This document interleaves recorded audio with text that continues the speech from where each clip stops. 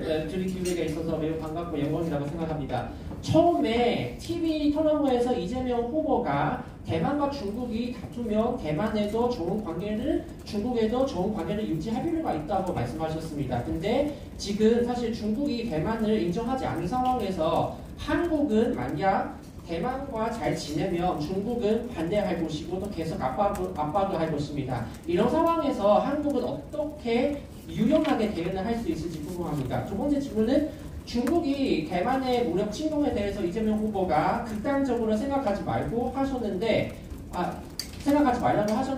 저희 모두가 사실 대만과 중국의 군사 충돌이나 침공을 원하지 않는데 실제로 대만과 미국은 이를 발생한 그런 가능한 시나리오 하나로 판단해서 준비를 하고 있는데 만약에 정쟁 발생 시 주한미국이 출동이 되면 미국이 만약에 한국에게도 지원하라고 이렇게 요구하면 이재명 후보가 대통령이 되면 어떤 입장이신지 이분님께 좀 여쭤보려고 합니다.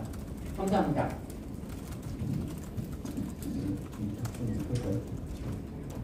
Good afternoon. I am from the Taiwan media, TTS, and I have been an avid reader of your columns and articles that you have been contributing to Jungang TV and others. And it is an honor to be able to have this opportunity to ask questions to you today. During the presidential debate on TV, candidate Lee was asked questions about the relations between Taiwan and the PRC, and he said that Korea needed to maintain good relations with Taiwan, and at the same time, we need to maintain good relations with the PRC as well. But the current state of the affairs is that China is not really recognizing Taiwan as a state. And under this situation, how do you believe that Korea can flexibly respond to a situation where there's a tension between the PRC and Taiwan?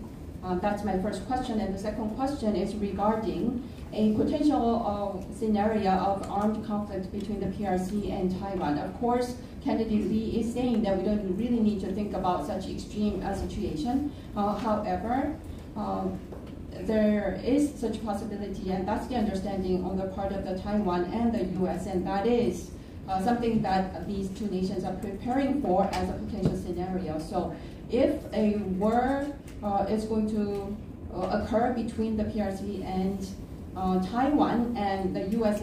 is assuming that the U.S. is asking Korea to take actions in that situation, what do you think is the position or the stance of candidate Lee?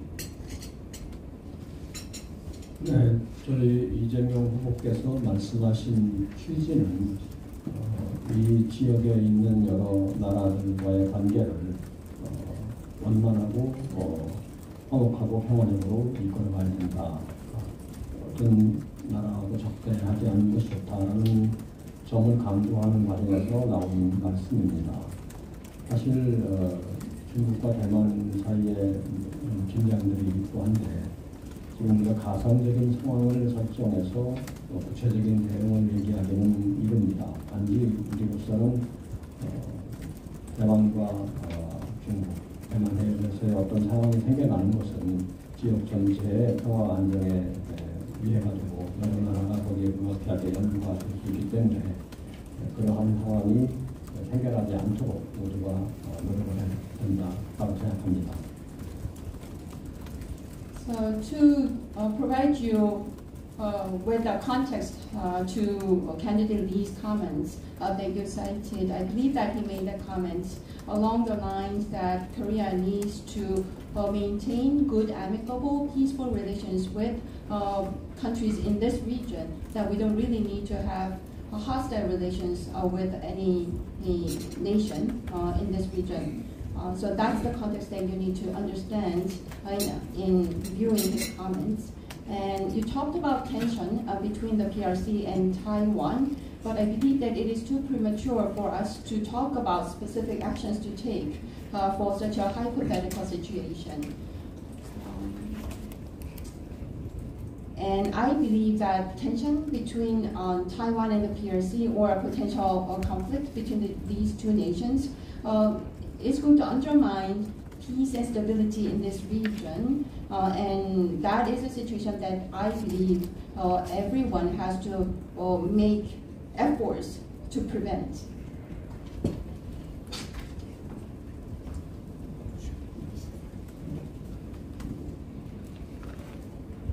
의원님 감사합니다. 일본 NHK 방송 이씨라고 합니다. 그 한일 관계에 대해서 보고 있습니다. 다음 달에 그게 수교 60주년이라는 뭐 특이한 해라고 생각합니다. 예를 들면은 새로운 파트너십 선언이라든가 아니면은 그 정상 간의 방문, 셰틀웨이 체계 그런 걸 좀 구체적인 전략을 가지고 계시는지 여쭤보겠습니다. 그리고 여기에 나와 있는 과거사 문제에 있어서 원칙을 지키게 되는 게 그 위안부 문제라든가 강제징용 문제를 염두에 둔 발언이라고 이해하고 있습니다만 구체적으로 좀 설명 부탁드립니다. Thank you for this opportunity. I am from NHK, and I would like to pose questions regarding Korea-Japan relations. You mentioned that this year celebrates the 60th anniversary of the two nations' diplomatic relations.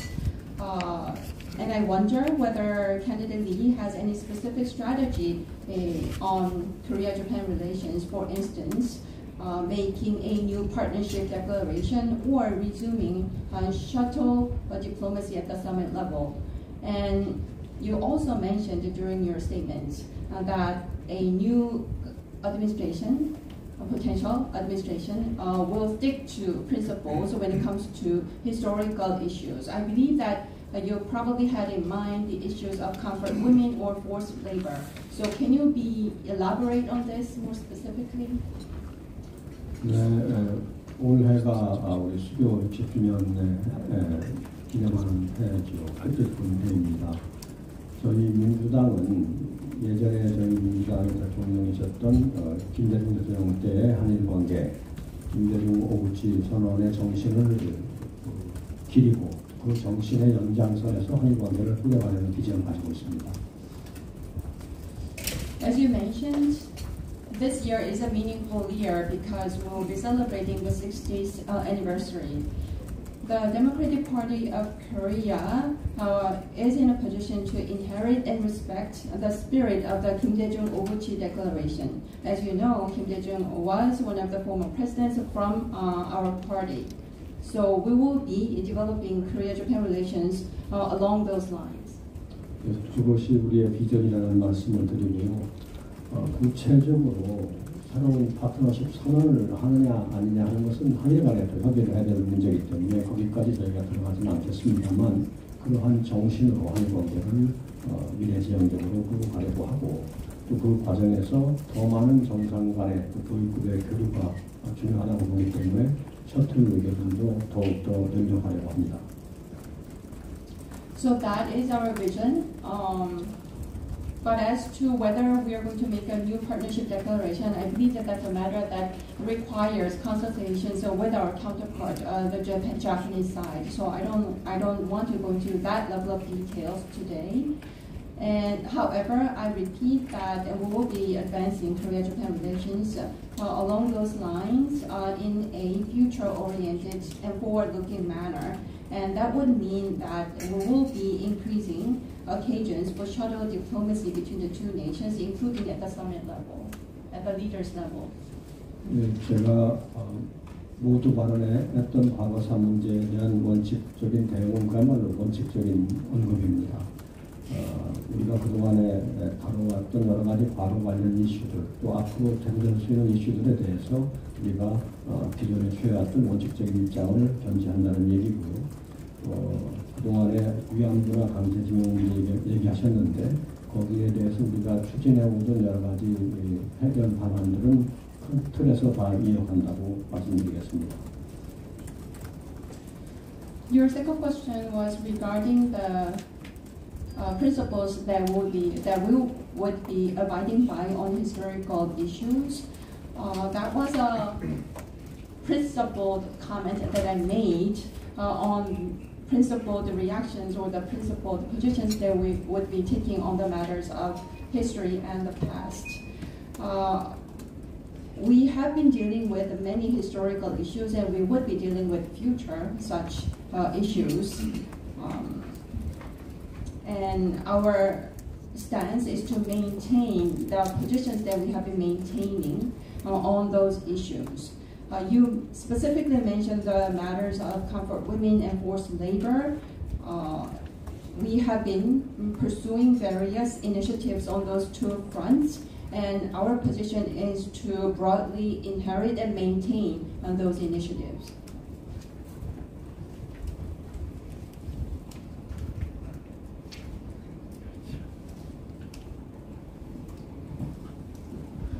의원님 먼저 질문할 기회를 주셔서 감사드립니다. 저는 중국 상하이 미디어그룹의 최한샤오신 기자라고 합니다. 저는 이제 중국과의 협력 관계에 관련해서 여쭤보려고 하는데요. 일단 지금 아까 전에도 이제 연설문에서 말씀하셨던 것처럼 지금 평가하시기에는 중국과의 그 관계가 수교 이래 최저점에 놓여 있다고 그렇게 평가를 하셨습니다. 그래서 첫 번째 여쭤보고 싶은 것은 그렇다면 이재명 정부가 만약에 집권을 하게 된다면 그러면 한국과 중국 간의 관계에 대해서 어떻게 정의를 하실지 이게 첫 번째 질문이고요. 두 번째로 여쭤보고 싶은 것은 이제 아시다시피 이제 중국과 미국 간의 패권 경쟁도 그렇고 한국 국내에서도 반중에 관련된 이야기가 점차 나오고 있는 상황에서 그러면 생각하시기에는 중국과 어떤 분야에서 협력이 가능하다고 보시는지에 대해서 여쭤보고 싶습니다. 감사합니다. First of all, thank you for an opportunity to ask your questions. I am from China's Shanghai Media. I would like to pose questions regarding cooperative relations between Korea and the PRC. During your opening statement, you mentioned that Korea-PRC relations is at its lowest level since the normalization of diplomatic relations between the two countries. If that is your view, and assuming that candidate Lee will win the elections, how do you believe that Korea will try to realign relations with the PRC? That's my first question. And the second question is regarding the hegemonic rivalry between the PRC and the US that's currently unfolding. I understand that even within the Korean society, there seems to be some emerging talks about anti-China sentiments. And given this situation, given these two elements, how do you believe that you can cooperate with the PRC in which sectors or areas specifically? 지금 관계가 저점에, 아주 낮은 저점에 있기 때문에 저는 앞으로 관계가 조금씩 나아질 것을 기대합니다. 지금 상황은 수교 이래 아주 낮은 단계에 있다고 저희가 이해하고 있고 이걸 조금씩 낮게 만들어가야 된다는 인지의식을 가지고 있습니다. 협력 분야에 대해서 말씀을 하셨는데 미중 대립이 기본적으로 우리 협력 분야에 영향을 주는 요소인 건 맞습니다만 그래도 여전히 정치, 외교, 경제, 문화 등 여러 영역에서 협력을 연결할 공간이 있다고 생각합니다. 문화. 경제, 문화.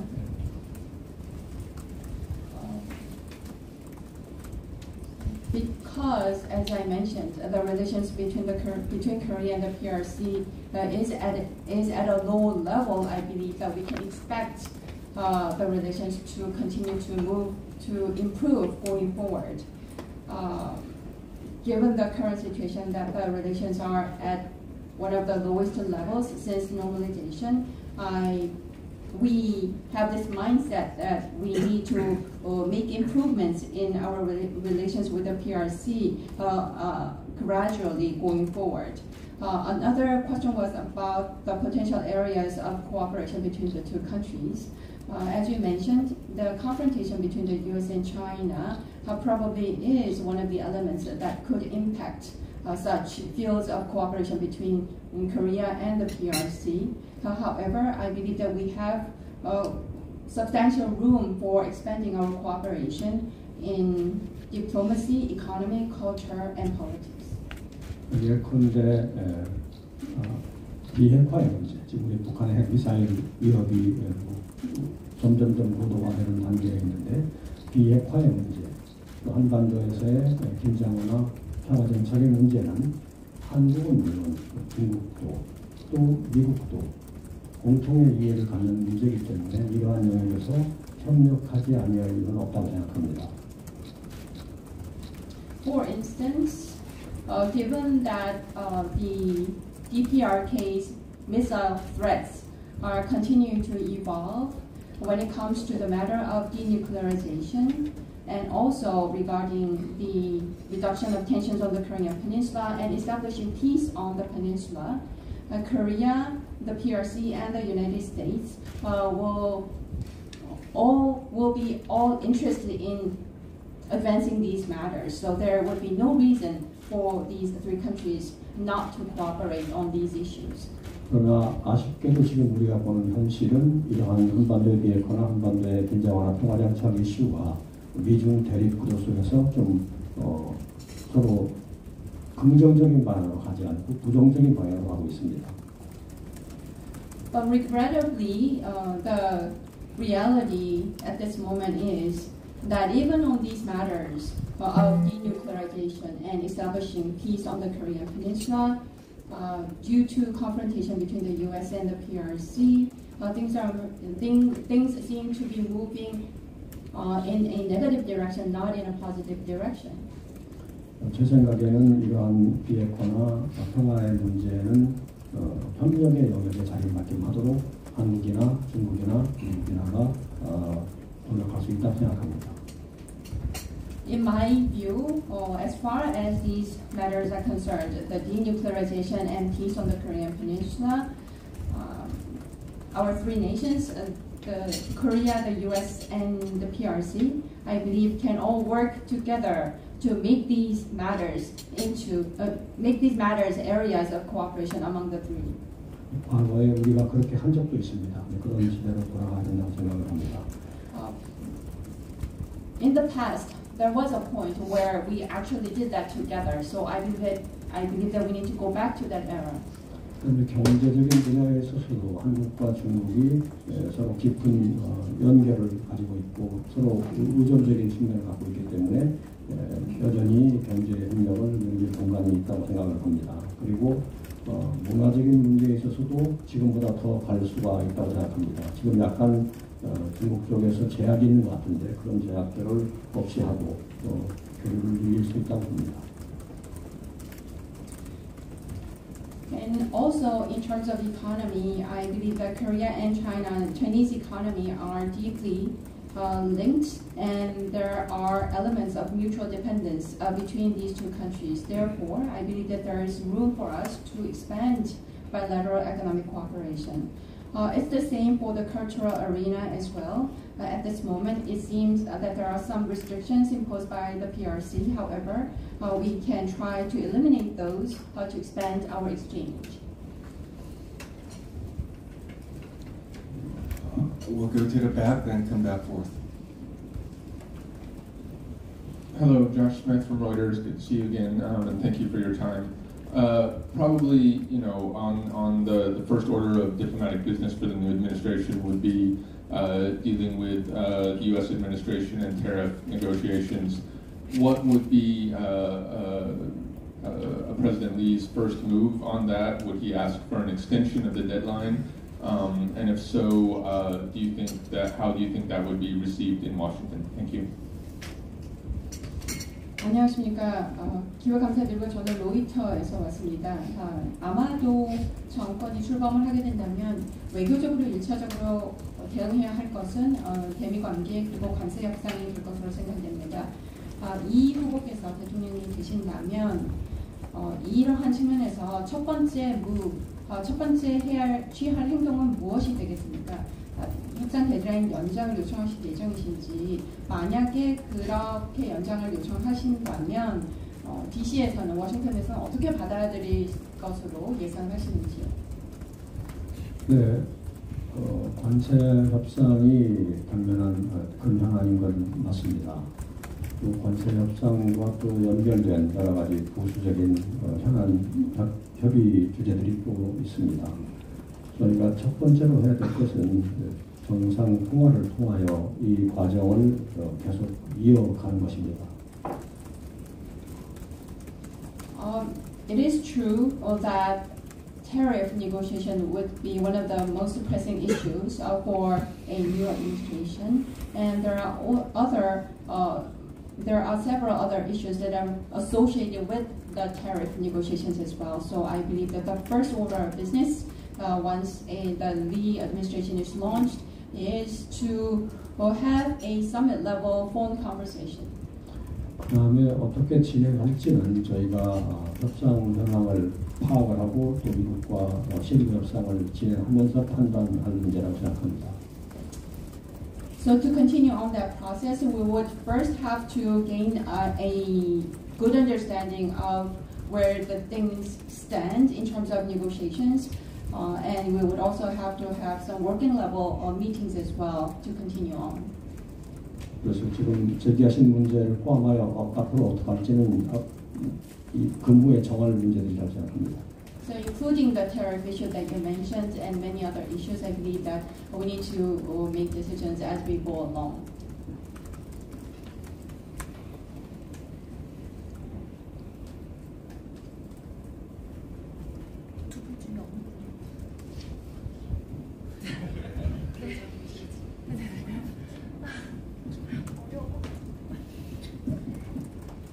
저는 일본 요미우리 신문의 나카가와 타카시라고 합니다. 네, 잘 부탁드립니다. 저 이번 대선에 관련해서 지난번에 한덕수 씨 그리고는 김건 씨가 오셔서 전략을 좀 설명해 주셨는데 그때도 똑같은 질문을 했습니다. 그거는 윤석열 정부는 인도 태평양 전략을 추진하며 미국이나 일본, 나토 등과 함께 중국과 북한에 대응해 왔습니다. 근데 이재명 정부도 인도 태평양 전략을 유지 아니면 강화할 생각이 있으신지 여쭤보고 싶습니다. 이상입니다. 부탁드립니다. 유지 아니면 뭐를 강화. 네. My name is Takashi from Yomiuri Shimbun of Japan.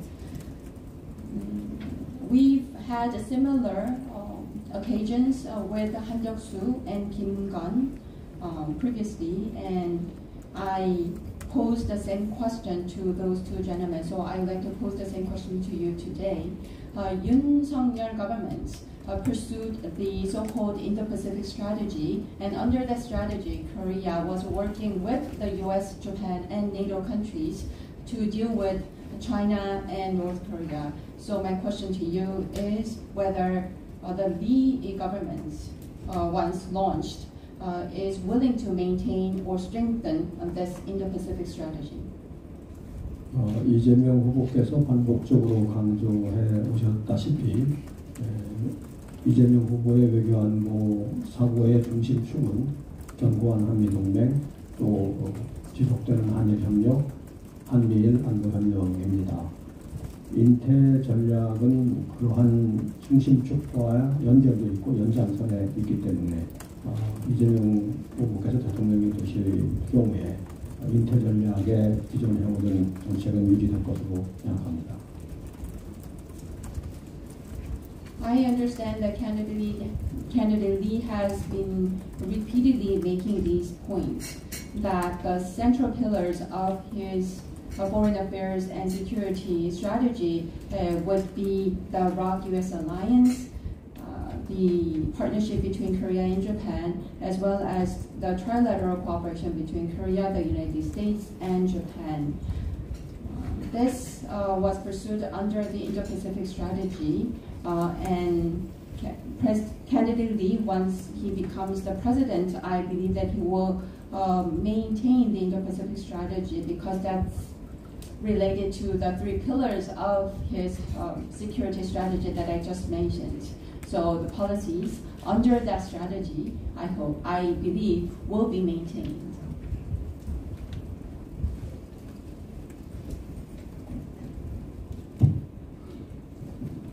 Thanks. My name is Don Kirk. Actually, my question is kind of an immediate follow-up to what you've just been talking about. General Brunson today in a Zoom call that I heard actually said that the plans were still underway for joint military exercises in August. He said as far as he knew there was no change, and that nobody told him about any change in anything. So may we assume or may we not assume that joint U.S. ROK war games or exercises will continue as they have during the Yoon presidency, but were not continued during the previous Moon presidency? 네, 제가 사실은 지금 하신 말씀에 대한 후속 질문 차원에서 질문을 드리도록 하겠습니다. 제가 오늘 줌 회의를 통해서 브론슨 장군이 하신 말씀을 들었습니다. 그런데 말씀에 따르면 지금 현재 8월에 한미 합동 군사 훈련에 대한 계획이 진행 중이라고 합니다. 그리고 장군께서는 변동사항이 있는 것을 듣지는 못했다라고 말씀을 하셨습니다.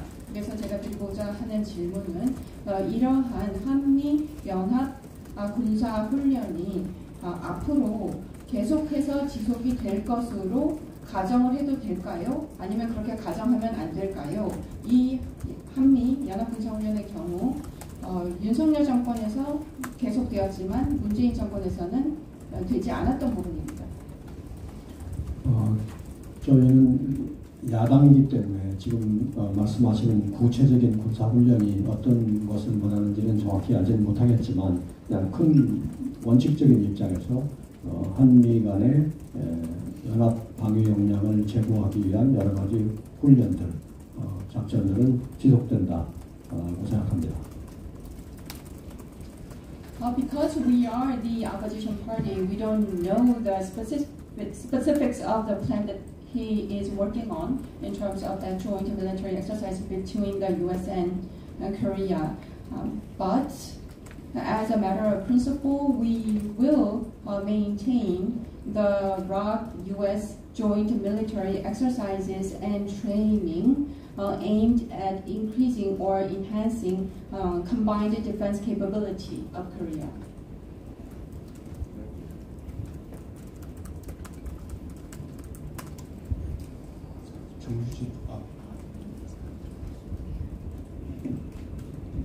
TV토크의 정유진 기자라고 합니다. 지금 외교 안보 여러 가지 이슈들이 굉장히 산재해 있는 가운데 이번 대선은 인수위원회가 없이 바로 취임을 하셔야 되는 상황인데요. 그렇기 때문에 이 전 세계에서 이 한국의 외교 컨트롤 타워가 누가 될 것이냐에 대한 관심이 굉장히 높습니다. 어떤 분이 좀 가능성이 가장 높으실지 굉장히 궁금하고요. 그리고 모두 발언에서 외교, 산업, 통상, 안보를 총괄하는 컨트롤 타워를 구축하겠다고 하셨는데 이거는 따로 조직을 만드신다는 건지 아니면 대통령실에 이런 업무를 하시는 분이 새로 생기시는 건지 좀 구체적으로 알려주시면 감사하겠습니다. My name is Jung Yoo-jin from TV Tokyo. I understand there are a number of issues related to diplomacy and security of the nation. But the thing is that a new administration, a new government of Korea, once elected, will have to immediately take office, will have to be immediately launched without going through a transition committee period. Therefore, from the perspective of the rest of the world, people are wondering who's going to be at the top of the control tower for Korea's foreign affairs. Who do you believe is most probable to be that person? That's my first question. And also, during your opening statement, you mentioned that the government will establish a control tower overseeing diplomacy, industry, trade, and security. Does this mean that the government will establish a new structure, new organization for this? Or does that mean that you will create a new position doing this within the presidential office? 누가 그런 일을 맡게 될까 하는 건 인사에 관한 문제이기 때문에 알기 어렵고 제가 또 말씀을 드릴 처지도 못 됩니다. 단지 이 다음에 대통령을 맡게 될 분의 외교안보 정책 방향을 잘 담아낼 수 있는 유능한 사람이 맡게 될 걸로 예상하고 있습니다. As to your question regarding who is going to be at the top of the Foreign Affairs Control Tower, that is something that's related to personnel appointments, and I don't believe that I'm in a position to give you my opinion on that matter. But whoever is appointed, I believe that someone with the most capable ability to execute and implement the foreign affairs and security strategies of a new president will be appointed. 저희가 컨트롤 타워 얘기를 했는데 지금과 같은 경제안보 시대에 여러 안보, 경제, 통상 이슈들이 다 얽혀서 나라 전체 외교안보에 영향을 주는 시대이기 때문에 여러 부서에서 따로따로 움직이는 것, 또 여러 주제에 걸쳐서 움직여 나가는 것들이 잘 조율되고 통합되어야 되기 때문에 이런 통합 기능을 늘리겠다는 겁니다. 그게 구체적으로 어떻게 조직이 될지는 좀 앞으로 정해져야 하는 일이지만 방향이 그렇다는 말씀을 저희가 컨트롤 타워라는 개념으로 제시했었습니다. I talked about a possible control tower because of the current circumstances that we are living in, where economic and security issues are so closely intertwined, including the trade matters as well. And that intertwined relationship between those three elements does have an influence on the overall security situation of the nation as a whole. So I made a comment because we are seeing the need to increase the integrated functioning of the economy, trade, security, and diplomacy, not being confined by separate departments. So we will be increasing that integrated functionality, and as to how specifically we are going to do that, whether we are going to establish a new organization or not, that's something to be determined. But I talked about an overall direction.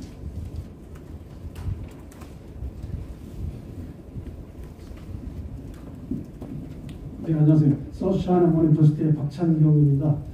그렇다면 윤석열의 가치중심 외교, 이재명의 실용 외교의 차이점이 무엇인고 가치중심의 외교에 대한 평가를 좀 해주십시오.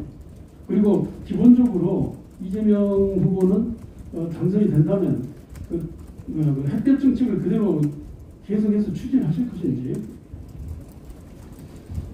I am Park from the South China Morning Post. President Yoon pursued the so-called value-based diplomacy or the value-oriented diplomacy, and President Lee will pursue pragmatic diplomacy. So I wonder what differences would be between those two diplomatic policies, and what would be your evaluation of former President Yoon's diplomacy based on values? That's my first question. And my second question is whether Lee will inherit and pursue the sunshine policy. 지난 정부의 가치 외교에 대해서 좀 코멘트를 하자면, 지난 정부는 민주, 자유 이런 가치를 이제 외교 정책에 반영한다는 명분을 내세워 왔었습니다. To make some comments regarding the so-called values-based diplomacy of the previous government, it is my understanding that the previous government has pursued diplomacy under the pretext of pursuing democracy and liberty or freedom. 대외적으로는 그러한 가치를 표방했지만 사실 대내적으로 보면은 자유와 민주를 국내적으로 지키거나 선행하거나 한 건 아니라고 평가가 됩니다. 더군다나 비상계엄을 발동해가지고 자유와 민주주의 체제를 무너뜨리려 했기 때문에 그러한 대외적으로 가치 외교를 얘기하는 어떤 명분은 결국은 사라졌다고 생각합니다. So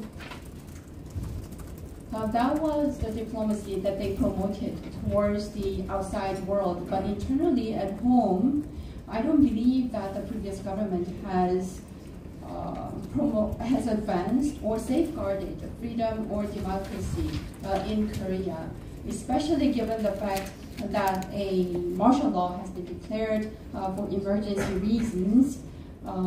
That attempt has actually toppled free democracy in Korea.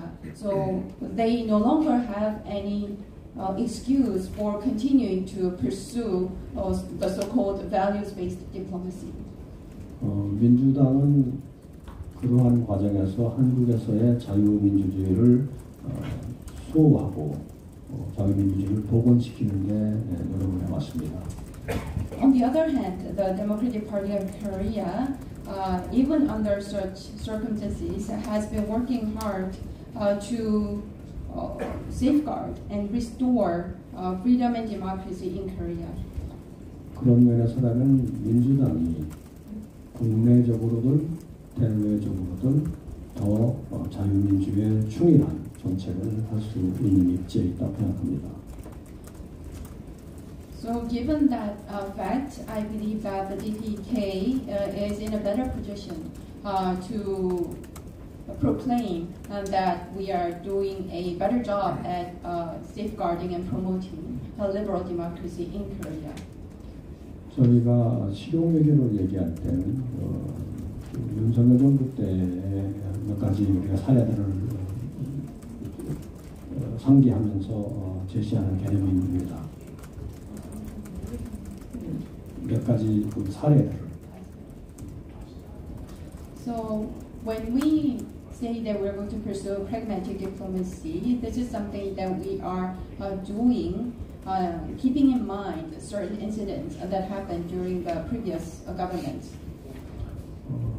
윤석열 정부는 국내에서도 야당에 대해서 거의 우적 관계로 이불법적인 구분을 가지고 대한 경우가 많았는데 또 대외 관계에서도 그런 흑백 논리를 적용하는 경우가 많이 있었습니다. Domestically, the Yoon government has been dealing with opposition parties on the logic of black and white, and that is exactly the same thing that they're trying to do, that they did in terms of external relations. 민주당의 입장은 민주당이 윤석열 정부보다 훨씬 더 진정으로 자유와 민주 가치를 믿고 수호하는 입장에서 대내외 정책을 할 것이고 또 불필요한 흑백론이나 이불법적인 기준은 지양할 거다. 그런 입장에서 말씀드린 게 실용외교입니다. So I said that we're going to pursue pragmatic diplomacy because, first of all, we believe that we are in a much better position and we would be more capable of pursuing freedom and democracy in the nation, both internally and externally. And we would be doing away with unnecessary divisional logic of black and white.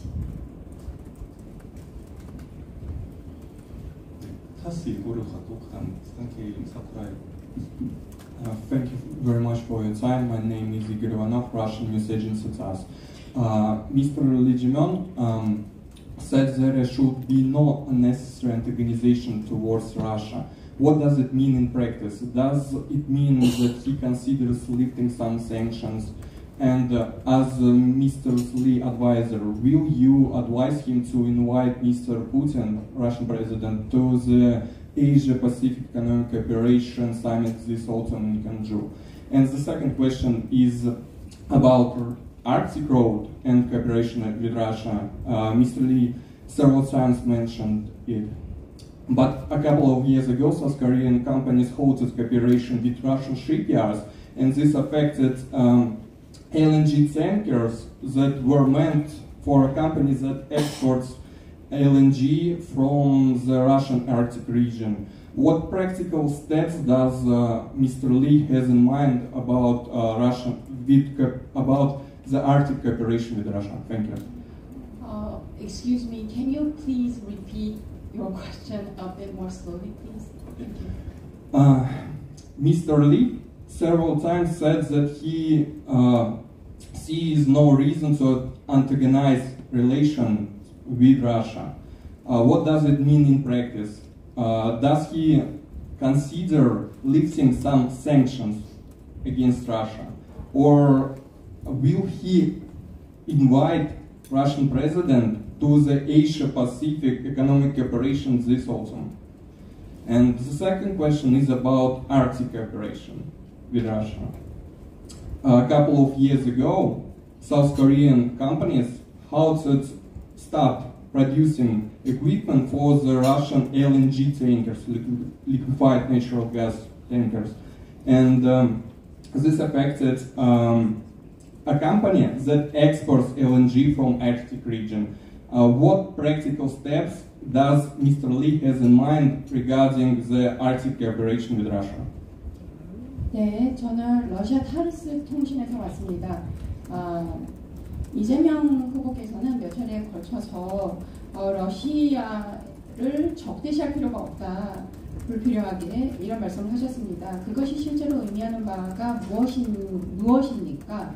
그리고 그러한 발언을 고려하였을 때 그렇다면 정권을 잡으신다면 한국은 테러 제재 해제를 고려할 생각이 있으십니까?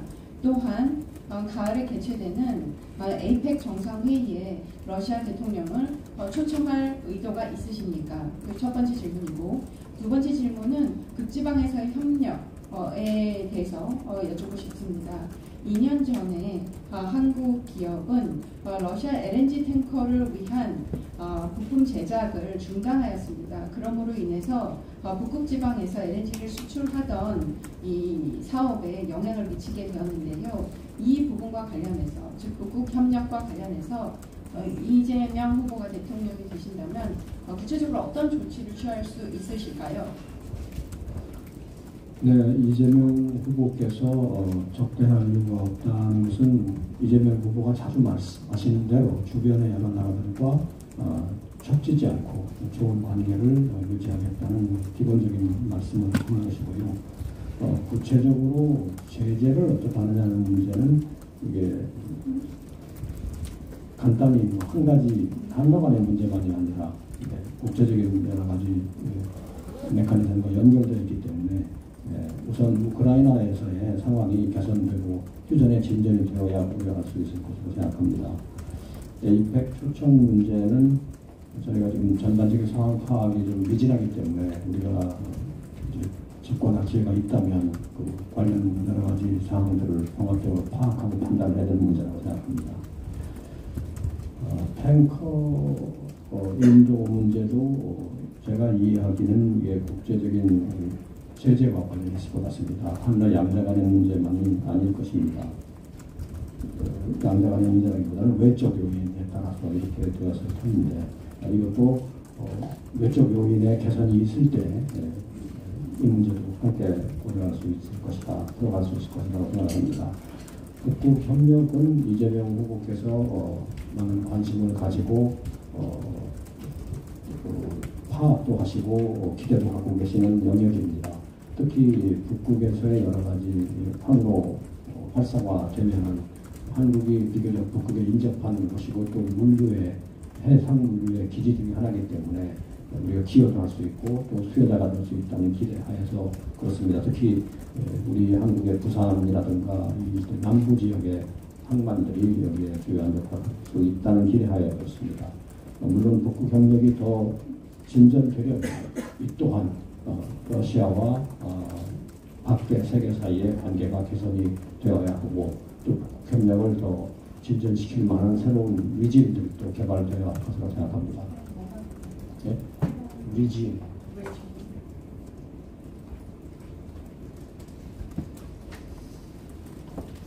Candidate Lee, on several occasions, indeed mentioned that there is no reason to be antagonistic towards Russia. I believe that that reflected his basic stance on diplomacy, that Korea needs to maintain favorable and good relations with various countries in its neighborhood. As to your question regarding specific sanctions, I believe that that is not a matter between Russia and Korea, just the two of them. Probably that is something that's related to international mechanisms, and I believe that probably there needs to be some improvement in the Ukraine situation and some advancement or progress in ceasefire before such matters are resolved. As to your question regarding possible invitation of the Russian leader to the APEC summit meeting, at this point we don't have a full understanding of how they are preparing for the APEC summit meeting. Once we take power, we would have to gain an accurate understanding of the overall preparation and circumstances before making decisions.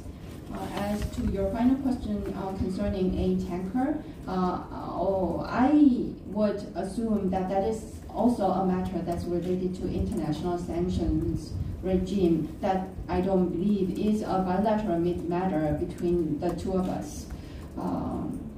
I believe that there should be some improvement in such external factors before we make a consideration for potential improvements on that front.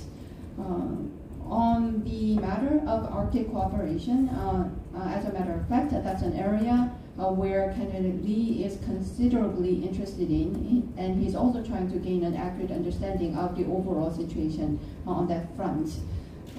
Especially given the fact that we are relatively close to the Arctic region and we could possibly utilize some of the Korean ports such as Busan and some southern ports as logistical points for trade from the Arctic region. We believe that those ports could play some important roles on that front, and he's interested in that cooperation, both as a contributor and beneficiary from such cooperation. And at the same time, if there is going to be substantial progress in Arctic cooperation, I believe that there should be improvement in the relations between Russia and the rest of the world. Probably we would need to see the emergence of a certain regime to be able to do that.